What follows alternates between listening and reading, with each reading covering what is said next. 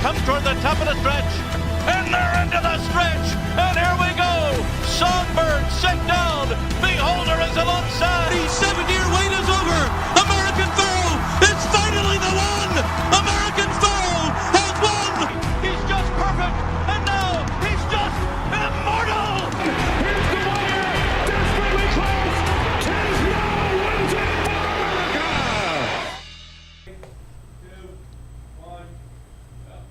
Hello and welcome to the Capital OTB Weekend Stakes Preview for the weekend of April 6th. Sully Crotty and Mike Callahan. Mike, how you doing? Sully, what's going on? Took the week off last week. We had a couple things going on. Obviously, Seth was down at Gulfstream for the Florida Derby. Did a terrific job of getting interviews and analysis on that day. We always say it's a big weekend, and it truly is. But this is the main weekend for Derby preps. Yeah. The big three, as they call it. You have the Woodward Memorial, you have the Bluegrass, you have the Santa Anita Derby that's going to be run a little bit later on Saturday afternoon. And a lot of interesting things. You and I talked about it in the office. You know, it's been for the taking for a lot of horses, but there's just been more confusion as it goes on, it seems. And it's so wide open at this point. At least a couple months ago, we thought that, there were a couple horses that we could target, the game winners, the improbables, War Will, a couple other horses that were emerging. But every single time a horse has a chance to hold serve, it seems like they're not able to, and it becomes more confusing. It really is a very, very wide open leaderboard, and every weekend another favorite just goes down and adds, as you said, another horse to that leaderboard. So, and with the races this weekend, that's very likely it could happen again. So it's just a confusing leaderboard right now. It's going to be interesting to see when it's all said and done how many actual points it's going to take for you to get into the starting gate for the Kentucky Derby. And the Wood Memorial is a really nice race, and then Santa Anita obviously is a great race there with game winner coming back. And then Keeneland, they opened up and they have the Ashland and then the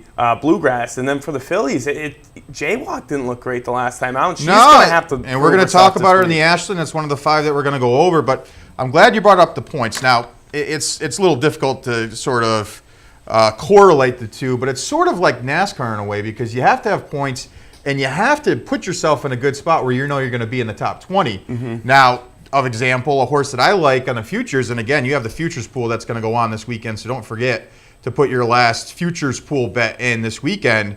But a horse like another Twist of Fate, who I liked and ran a really good second in the Sunland Derby, is sitting on the sidelines now with points enough to get in at this point. But if there are some upsets and some horses leapfrog, and then obviously push another Twist of Fate down in the leaderboard, they're going to have their hand forced, and they're going to have to run then in the Lexington. So there's a whole bunch of angles where horses are obviously in and entered this weekend, but there's also horses and trainers and owners that are watching from horses that have already run to see if they're still in as well. So there's a lot when you go into it as far as figuring out if you're going to be in on the first Saturday in May. And then also, is your horse ready? Is he peaking at that point? We always talk about it each year. These are young horses. Are they peaking at the right time? And can you find those horses? Because you're obviously going to get paid if you can do so. Yeah, and you brought up a good point there. And my boy Jack is a great example of that. He didn't need 100 points to get into the starting gate last year. He went to the Lexington, but now the way this is going, the Lexington could be a very, very good race for just horses who need 10 more points to get into the starting gate. So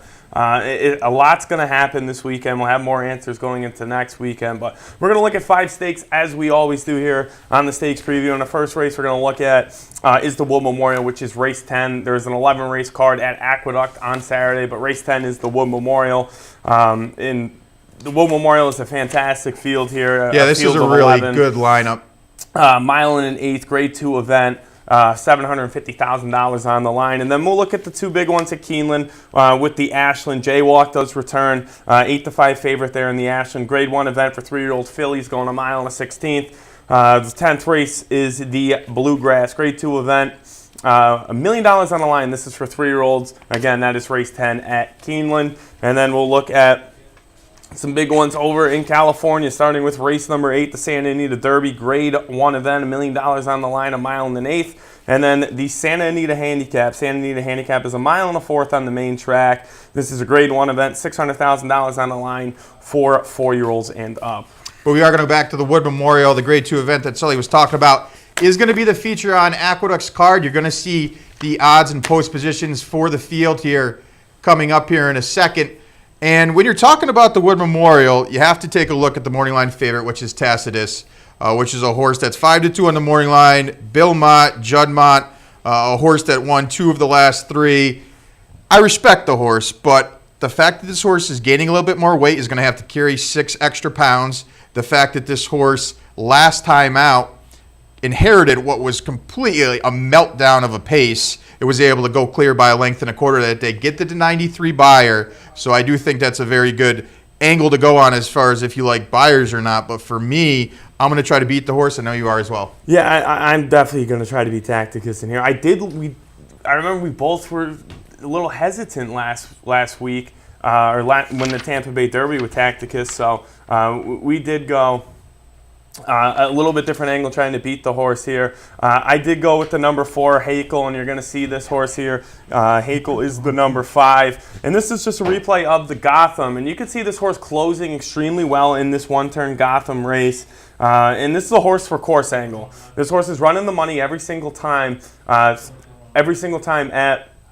Aqueduct. Has 3 wins. All 3 career wins have been at Aqueduct. And just a really nice performance coming out of the clouds. They get it done in the blue cap right here, you'll see. And so I like Hakel in this spot. I think the price is definitely right. I like the connections with McLaughlin and Chadwell. And I like the closing speed in here. That's a really nice surge to get up to win the Gotham there. I think the stretch out will help this horse. And there is some speed on here that sets this race up with outshine and not that Brady going to the lead. So it's going to be a really interesting race. Tacticus wants to come from off the pace, and so does Hakel. So I think the closing speed horses are going to be a big factor in this spot. I like the price at 7-2 a little bit more than that 5-2 short morning line price. Yeah, I agree with you. I liked Hakel last time. Was able to get the job done at about 1080 that day. So I respect the horse, Kieran. Like you said, the connection, Shadwell, a horse that's won 3 of 4. Really nothing bad to say. The mile and 1/8 I think is only going to help the horse. For me, there's going to be the interesting factor of Hoffa's Union, the number 3 horse, has to be catching everybody's eye. Is going to go first time out for Marquez. He debuted at Laurel for a maiden special weight, and we're going to see the replay here. Won that race by 15.5 lengths. Got a career debut of a 95 buyer, and for me, I just thought it was a terrific performance. Now, we don't know what this horse beat, and obviously is taking sort of a hidden scroll type of approach where you want a maiden special. Now you're going, and the water's going to get much, much deeper in here. So for me, Hoffa's Union's won at 6-1 that I think offers great value. I like Hakel at 7-2. I think you could try to make a strong case to beat Tacitus in this spot, and also a couple others are going to take money. But for me, Hoffa's Union, the workouts have been strong going first time out for Mark Cassie. He does well with these type of scenarios. 33% first time Lasix, 16% for Mark Cassie. So for me, I'll try to use an upset pick in here at 6-1 with Hoffa's Union underneath the 4 Hakel, who you already touched upon, I think is a serious contender in here. I think the pace is going to be honest. I don't think it's going to be overly fast like last time where he was able to close into some wicked fractions in the Gotham. I think it's going to be fair enough for him to be able to be there at the end, but we'll see if it's sort of the same type of setup last time, going the 22 and change, the 44 and change, the 109 and 1 for that mile distance. So for me, I still have a couple question marks. And then Tacitus in the 3rd spot, again, going to take a lot of money in here, is the workout partner for Hidden Scroll. Again, the Judd Mott connections there for Bill Mott. For me, I liked the performance last time out, but just like Hakel, was able to close into some really strong fractions where everybody was sort of gasping for air. So for me, I'm going to, again, go with the 3 Hoffa's Union on top, use the other 2 favorites underneath. I saw it 3, 4, 2, and 10. Your thoughts? I went 4, 10, 3, and 2. All right, we will take a look at Keeneland now, as it is opening weekend for Keeneland. They're starting on Thursday as we are taping right now. And again, there's a lot to look forward to at Keeneland. Always a terrific meet in the springtime. We're going to take a look at the Ashland Grade 1 event, $500,000 purse for 3-year-old fillies. And all the attention is probably going to be on Jaywalking if she's able to get back, as you see the odds come up here in a second. 8-5 on the morning line, a horse that's 4 for 6 lifetime, was the defending Breeders' Cup Juvenile Fillies champion and 3-year-old filly champion of last year. Was coming off a layoff last time, the Devona Dale, showed some speed that day, but was really uncharacteristic of her. Ended up finishing a really flat 4th albeit it was against a couple horses in there, Champagne Anyone, who did come back last week to win the Gulfstream Park Oaks. So going to get Javier Castellano on for the first time. I don't know. You could go either way. I could see some people strongly liking Jaywalk on the rebound in this type of performance. I'm going to try to beat her. What were your thoughts on her?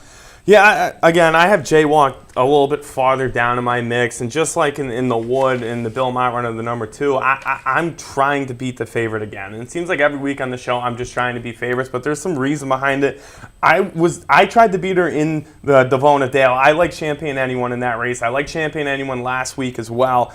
So, I mean, that's a good race to come out of. Cookie Dough even ran well last week in the Gulfstream Park Oaks. So, for me, I'm trying to beat Jaywalk from off the pace just a little bit here.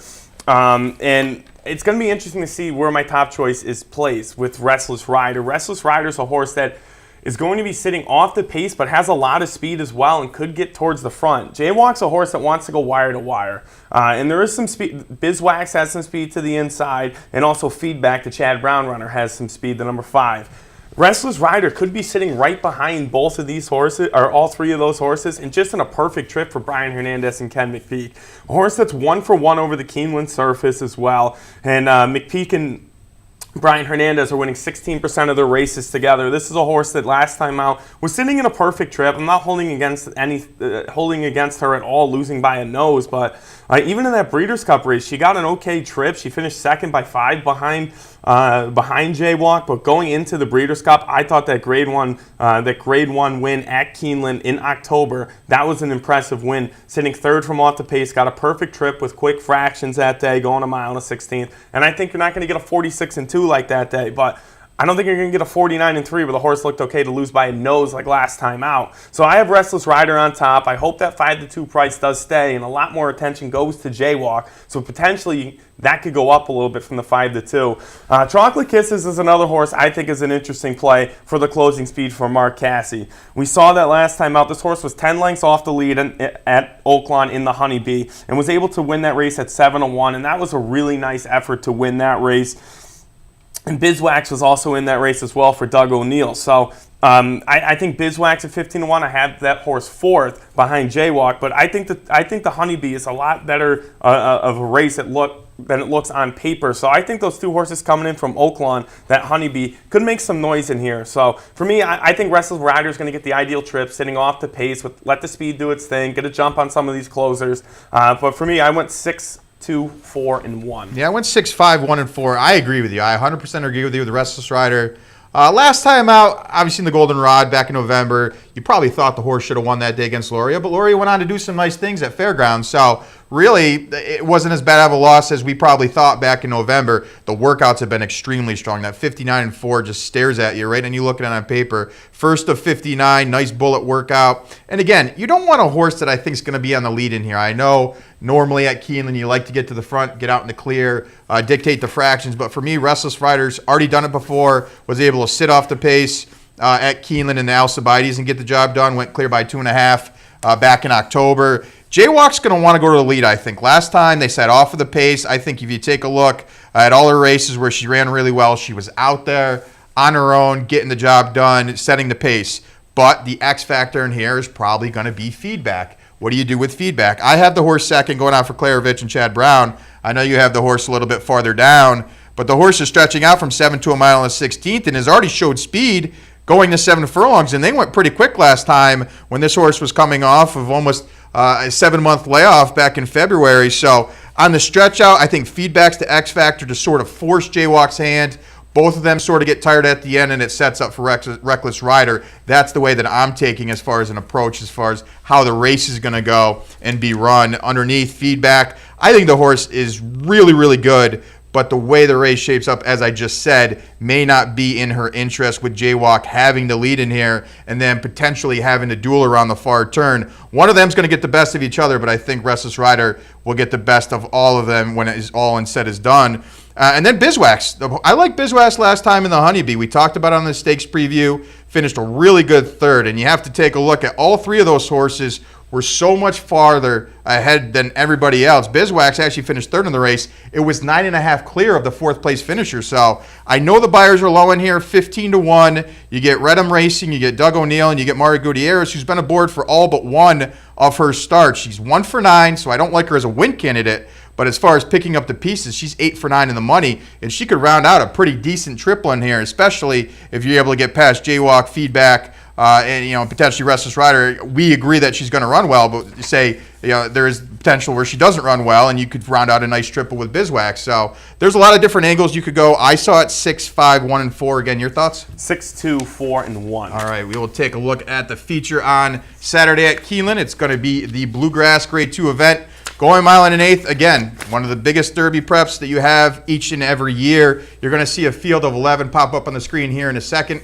And you're going to see the favorite of Vacoma at 9-5. And when we were talking about this and we saw the morning line right off the bat, and you're laughing right now as we're doing it, I was shocked to see that this horse was 9-5 on the morning line. And I like Vacoma. It's not that I don't like Vacoma.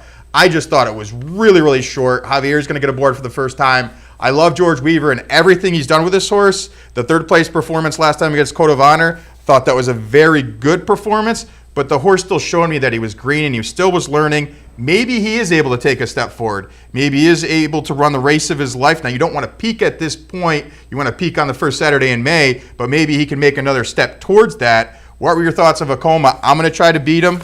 Did you try to do it as well? I did try to beat Vacoma. And, I personally, I think the Fountain of Youth race, I don't think any good came out of that race. We saw that in the Florida Derby last week with Bourbon War really not running a step. Code of Honor ran a decent race, and then Hidden Scroll, again, just didn't show up. So maybe Hidden Scroll is definitely a one-turn horse now. We know that. But Code of Honor had a perfect trip in the Fountain of Youth, very, very quick to get up to win that race. And Vacoma actually had I thought had a little bit better of a trip than Code of Honor to begin with, but Code of Honor just kept running. So for me, I'm completely throwing out the Fountain of Youth. I didn't like the race watching it live. I didn't like watching the replay of the race. I don't like anyone coming out of the race either. So for me, the 9-5, I'm completely ignoring. I'm not using this horse in my top 4 at all. But I am going to pull up a replay of the Tampa Bay Derby and Win-Win-Win. My top choice, the number 8. And Win-Win-Win is the number 7 in the Tampa Bay Derby. And you'll see this horse flying late. And again, I'm going with closing speed. And Keeneland, it's very tough to close into. It's one of those tracks where you got to be on the front end. But Tampa Bay is a really deep surface. And I think this Tampa Bay Derby is a little bit better than people are giving this credit for it. And we're going to know a lot more and to see how the winner of this race, the number 10, who's the favorite in the Wood Memorial, runs. But I thought this was a nice effort. This Win-Win-Win's the number 7 here on the outside. Just kind of ran out of racetrack, was running by horses late. I do think Irad's going to place this horse a little bit closer. Was 11 lengths off the lead for trainer Michael Trombetta. And this is a horse that usually sits 10 to 11 lengths off the lead. But today, or on Saturday, I think this horse needs to be a little bit closer to the pace. The 7-2 price is very attractive for this horse. And again, if the pace does collapse, this is a horse that's going to be flying late. The 7-2 price I really do like, and I'm a big fan of that Tampa Bay Derby as well. And I thought that 11-horse field was a deep competitive field. So for me, I have Win-Win-Win on top. The number 1, some like it Hot Brown at 10-1. I think this horse gets absolutely hammered on the board. This horse is not going to go off near 10-1. This is a horse that at Saratoga ran 3 times, broke the maiden finally very impressively, faced winners for the first time in a Grade 3 event and finished second that day behind Opry, who went out for Todd Pletcher, and that was a really nice performance for that horse running on the turf for the first time. But this horse did switch to the dirt the last 2 starts at Turfway and won 2 stakes races, including a Grade 3 event.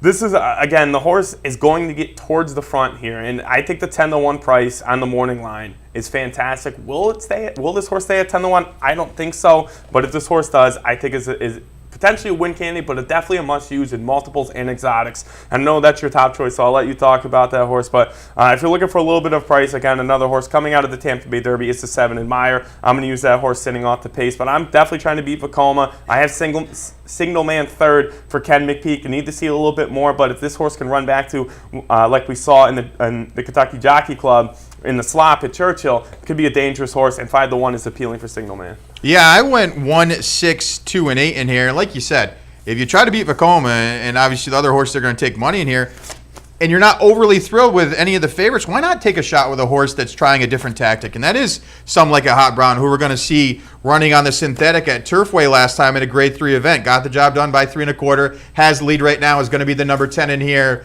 They're going honest fractions. Some Like a Hot Brown did not have the lead the entire way. Was actually stalking a horse, was able to get the best of the 3 this day, who did have the lead, and is able to pull clear. Now, the final time's not going to wow anybody. 152 and change for the 1/8 isn't something that is going to wow people, but it was over the synthetic, and this horse has run really well. You have to remember, was 3rd in the Breeders' Cup Juvenile Turf to Line of Duty and Uncle Benny, and was a close-up 3rd, only beaten 3/4 of a length. The horse has 3 wins and 7 lifetime starts, been in the money 6 of 7, is out of Big Brown, who obviously won the Kentucky Derby, so you like to see that. But people also have to remember that he won his debut on turf, so there's a reason why this horse was on turf for the first time, and then they decided, hey, you know, the 3-year-old crop does not look to be overly shocking as far as wanting to stay away from him, so they decided, you know what, we'll try our shot on the synthetic, see if he's able to get the job done. If he is, we'll take our shot in one of these big Derby preps. That's what they're doing now.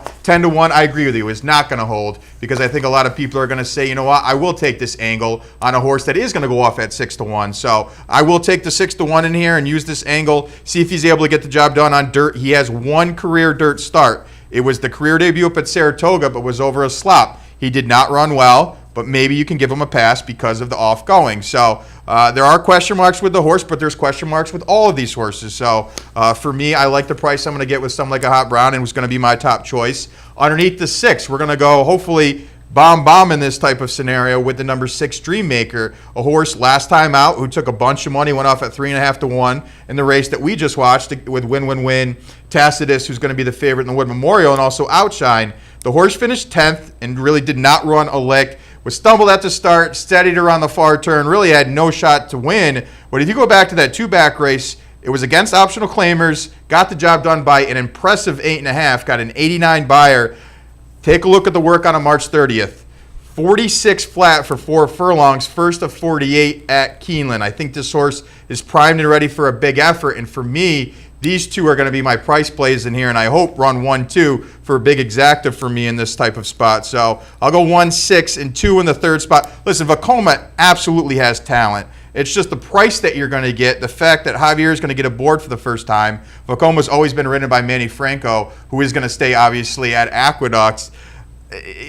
I wouldn't be shocked to see this horse win. I just don't like the price. I love the horse. I followed him his entire career so far, and he is 2 for 3 lifetime. But for me, I'm going to try to use some price plays in here. Again, for me, 1, 6, 2, and 8. Your thoughts? 8, 1, 7, and 3. All right, that's going to bring us to our break. We are halfway through the stakes preview. When we come back, we'll take a look at 2 at Santa Anita on a big weekend out there as well. So stay tuned. In a recent study of some of the top online wagering sites, Capital OTB won big in total player rewards, far surpassing some of the best-known wagering sites in America. While other rewards programs simply offer you points redeemable for gift cards, Capital OTB's rebates are paid to you in actual cash. Plus, Capital OTB gives you full and immediate access to your money. So if all you're getting now are points and gift cards, join Capital OTB Player Rewards today and get cash back. Visit CapitalOTBBet.com and sign up today. Welcome back to the Capital OTB Stakes Preview for this upcoming weekend. The big 3 preps are running. We're already through 2 of the big 3. Mike Callahan, Sully Crotty. As we take a look at Santa Anita, nice to have them back, obviously, with everything that's gone on. And they seem to have a really good card on Saturday. We're going to touch upon the Santa Anita Derby, another big points race for the Kentucky Derby, which will be run on the first Saturday in May. You're going to see a field of 6 in here, and there are a ton of notable names, even though it is just a 6-horse field. Game winner is going to be the favorite as the number 6 horse in here, 4-5 in the morning line. You're going to see Roadster take some money. Is pretty much the unknown as far as the other Bob Bafferts in here. Had a really nice comeback in an optional claimer at Santa Anita back on March 1st. Got the job done. He's going to take some money in here with Money Mike aboard. And then also Instagram off that 3rd place performance against Heichel, which we got a chance to see the replay. Which three do you like in this type of spot, and which way you're going to lean? I'm going to try to beat Game Winner here, but obviously Game Winner needs the points here. A win puts this horse in the Kentucky Derby, and we're going to see the old Game Winner like we saw in the Breeders' Cup. I went with Instagram in this spot, and I'm going to pull up the stretch run of the Best Pal, which was in August at Del Mar. This is a sprint race, but I thought there's a lot of nice horses in this race, including Sparkyville and Synthesis, who's the number 4. Wire-to-wire win here for Instagram, as you can see, pulling away 1-9 and with Drayden Van Dyke, but now you get Flavian Pratt and Jerry Hollendorfer. 37% for Hollendorfer and Pratt in 2018, 2019, and at the Santa Anita meet. I was just a big fan of the horses coming out of that race, and this is a horse that lost to my top choice in the Wood Memorial, Hakel, in that Gotham race. So I think continuing to stretch this horse out, the $1.2 million purchase out of Into Mischief, I like Instagram. And back to that Best Pal race, as you can see, it 1-9, ran away from the group, a short field. Sparkyville finished second in that race, and Sparkyville came back to win the San Vincent, a Grade 2 event at Santa Anita. And Sparkyville did beat Synthesis in that race in February the next time out. So I think Sparkyville's a really nice horse and a really nice sprinting horse and potentially could stretch out, but is continuing to run well sprinting, so they're going to leave the horse there. I like stretching this horse out. I didn't think the Gotham was a bad effort at all, and I like the price of Flavian Pratt at 3-1.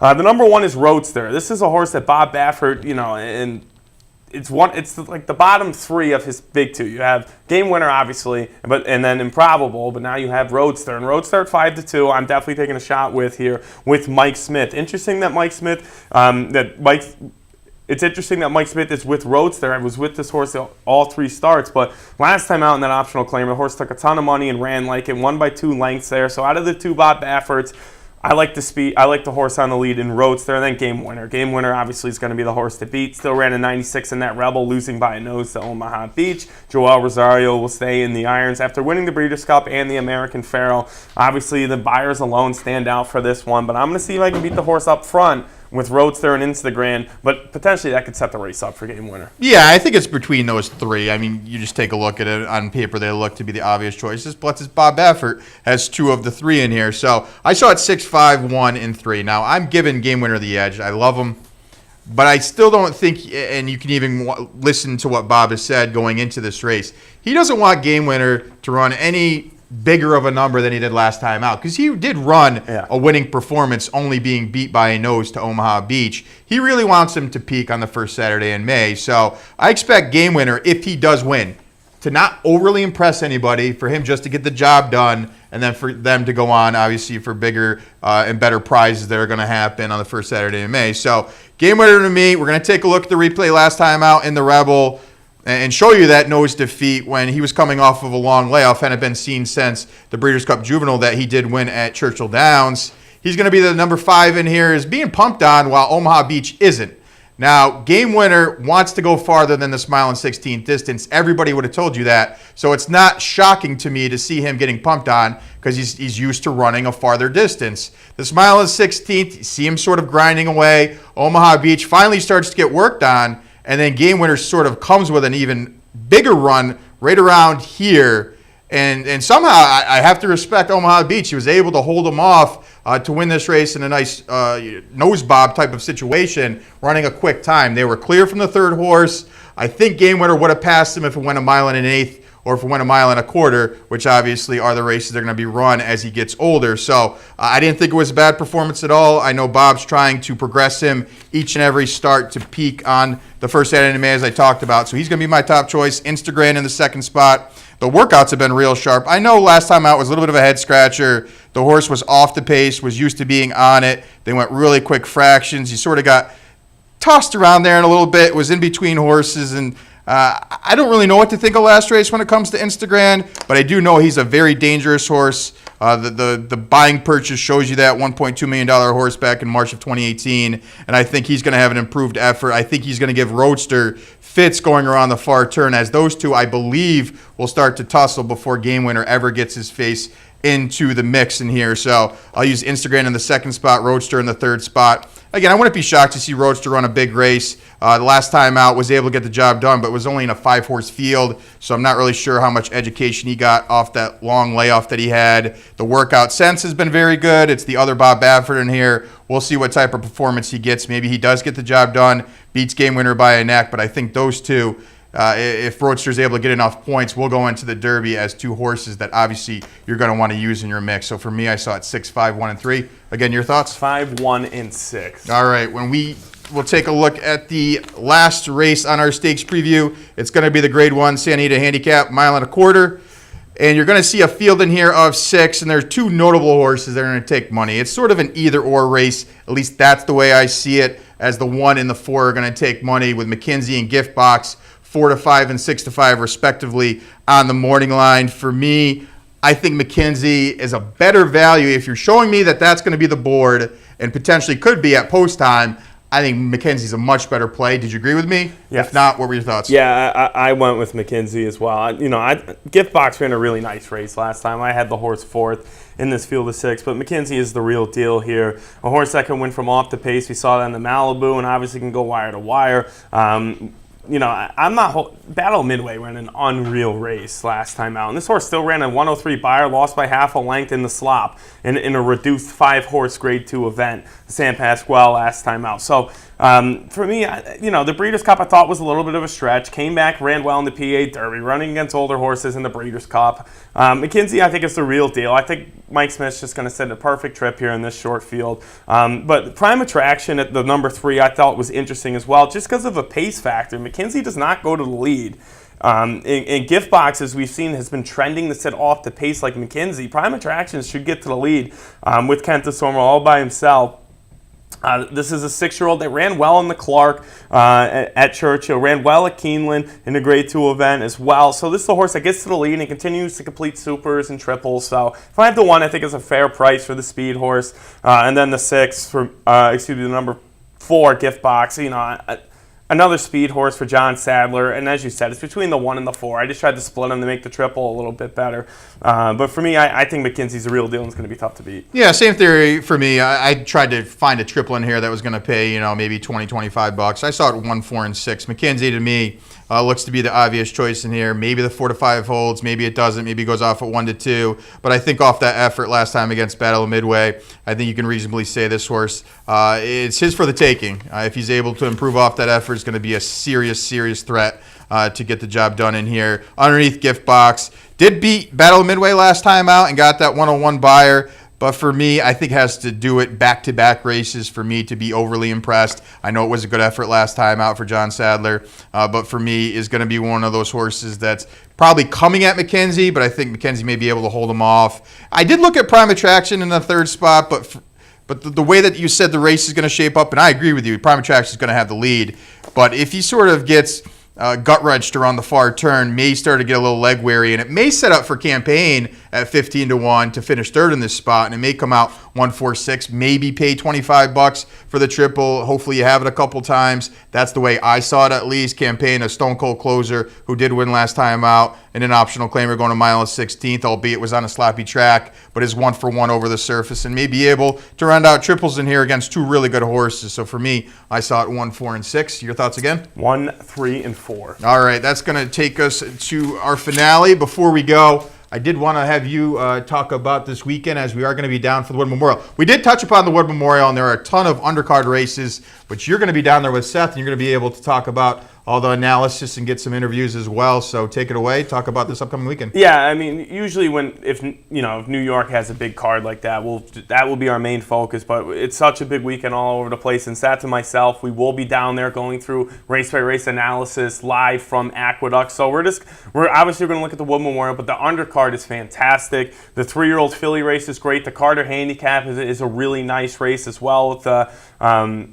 Vino Rosso's in that race, and also Forense Fire's in that race. So that should be a really nice race. And that was the most impressive race on that card, seeing that race live last year with Army Mule. So it's a fantastic card. It's great to have turf racing again back in New York, and all the big guys should be back in town, or trainer wise. I remember Todd was there last year with Vino Rosso. So Seth and myself, we're going to get a lot of interviews. We're going to be live there for the entire. I know you're going to want to go on the roof. Card, so you want to go on the roof, right? No roof for me. But that's an inside joke actually between. It's not really an inside joke, but our TV director as well. You and I went down back in Cigar Mile. No, yeah, Cigar Mile back in December, and we were up on the roof when we did OTB live up there, and you were like, Never again. I'm never going to do this again. Fear of heights, right? Yeah, Big guys fall hard. Yeah, definitely fear of heights. So we're going to have the Twitter rolling as well. So a lot of live Twitter feeds and pictures. So it's going to be a good weekend down there. So make sure you tune into the network. Yeah, absolutely. Tune in on Saturday. Again, a lot of great racing throughout the entire day. The big three as far as Derby preps go for the first Saturday in May. Thanks for tuning in and joining us. Hopefully we do pretty well. I mean, our selection has been doing really well in 2019. Hopefully we gave away some winners for Sully Crotty, Mike Callahan. Until we see you again, take care. You're watching OTB TV, a service of Capital Off Track Betting.